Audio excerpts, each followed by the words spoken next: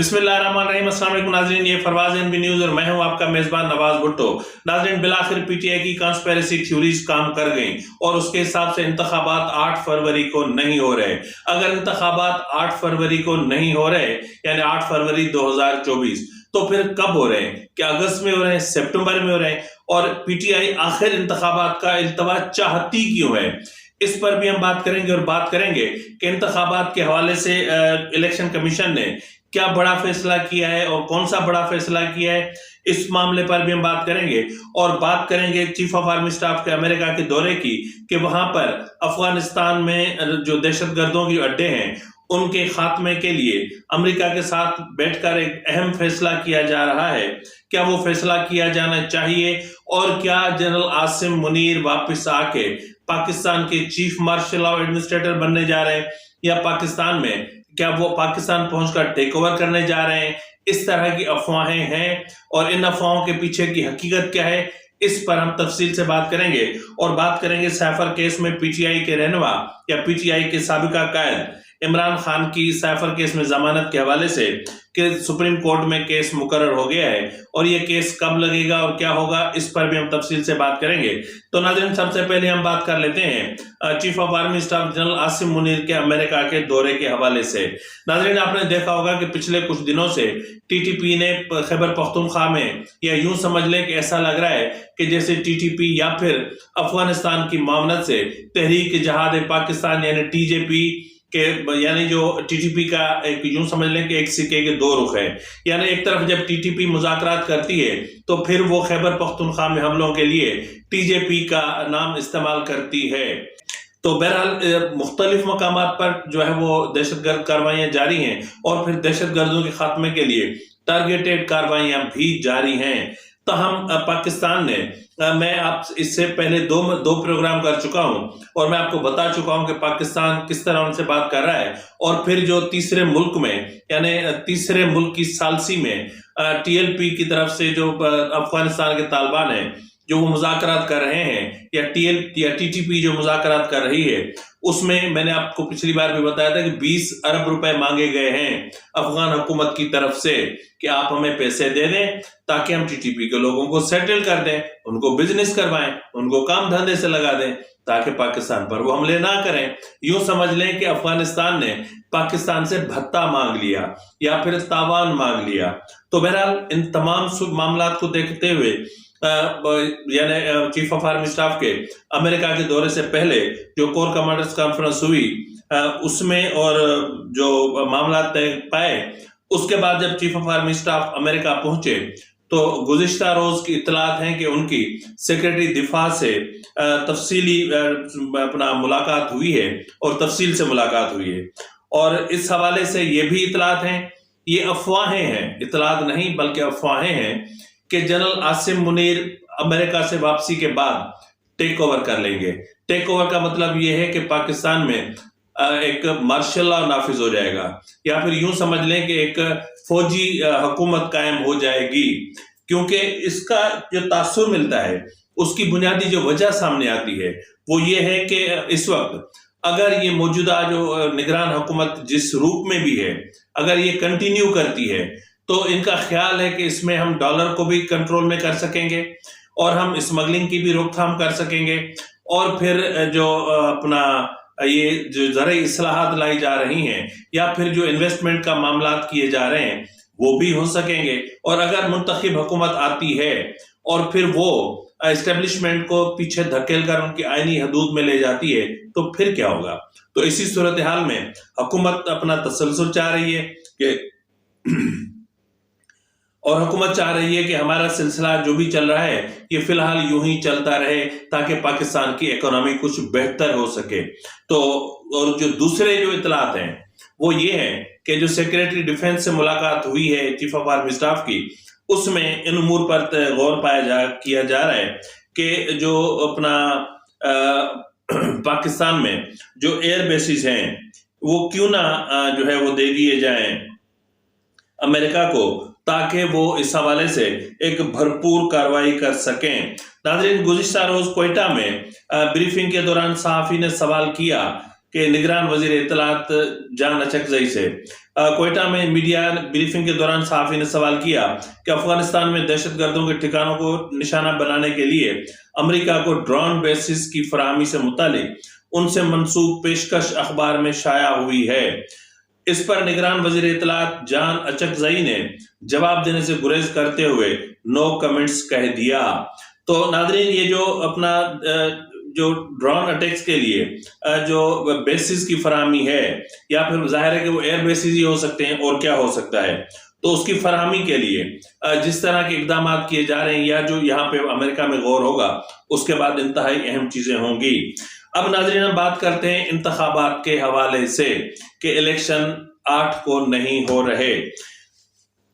नाज़रीन, सहाफी हैं सईद चौधरी साहब, उन्होंने भी इस चीज पर तफसील से रोशनी डाली है।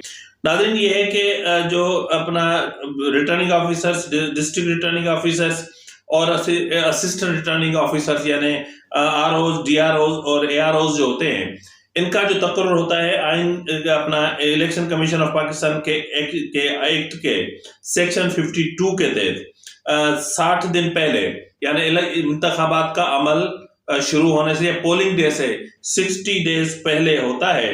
तो इस हिसाब से अगर हम देखें 8 फरवरी को हम अगर वो करके देखें तो फिर 10 दिसंबर को नोटिफाई हो जाना चाहिए और इनकी ट्रेनिंग शुरू हो जानी चाहिए। तो इस हवाले से नोटिफाई भी हुआ और इस हवाले से उनकी ट्रेनिंग भी शुरू हुई। लेकिन आपने देखा होगा कि पीटीआई की उमेर नियाजी ने लाहौर हाई कोर्ट में एक पिटीशन दाखिल की। पहले पीटीआई का ये मौकुफ था कि जो अपना डीआरओज और आरओज और एआरओज हैं वो अपना जुडिशरी से लिए जाए।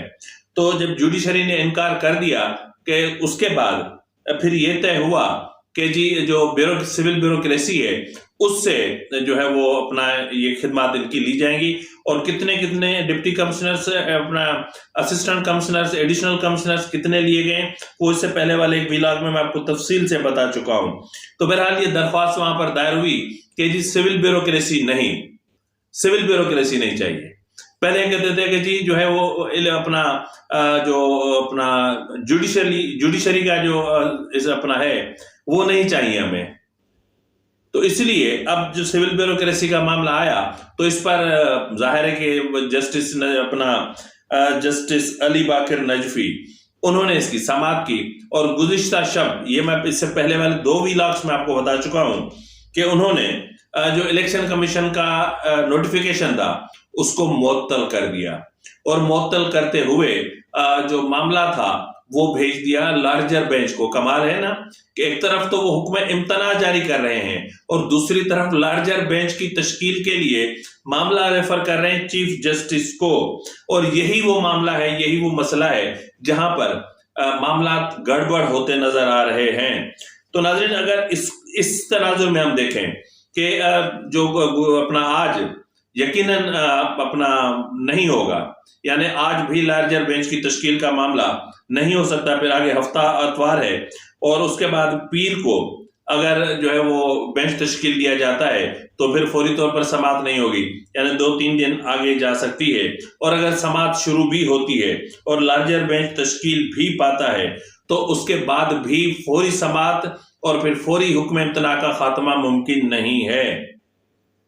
तो इस हवाले से जो इलेक्शन कमीशन है, यानी इस वक्त जो हुक्म इम्तना है इसके खिलाफ और जिस तरह मामला लार्जर बेंच के लिए चीफ जस्टिस को भेजा गया है, इसके खिलाफ इलेक्शन कमीशन चाहे तो बराह रास्त सुप्रीम कोर्ट से रुजू कर सकती है, ऐसा प्रोविजन मौजूद है। लेकिन इलेक्शन कमीशन का कहना है कि वो सुप्रीम कोर्ट नहीं जाएंगे। अब वो अगर सुप्रीम कोर्ट नहीं जाएंगे तो क्या होगा? तो यही होगा कि देखें, मिसाल के तौर पे 10 दिसंबर को जो नोटिफाई हुए आज वो डी नोटिफाई हो गए और उनको ट्रेनिंग से रोक दिया गया, ऐसा प्रेस रिलीज इलेक्शन कमीशन ने जारी किया। अब यानी 15 दिसंबर हो चुकी है। अब अगर हफ्ता अतवार पीर निकाल लें तो फिर 18 अक्टूबर तो ये हो गए, यानी 10 अक्टूबर का नोटिफिकेशन, यानी ये अगेन नोटिफिकेशन होगा क्योंकि ये जो बीच के गैप के दिन है ये तो जाहिर खत्म हो जाएंगे और इनको 60 days before the polling days इनको जो है वो नोटिफाई करना है। अगर ये नोटिफाई होते हैं तो फिर इनकी ट्रेनिंग होती है और अगर ट्रेनिंग नहीं होगी तो फिर जाहिर है कि कई मसले और कई दुश्वारियां पैदा होंगी।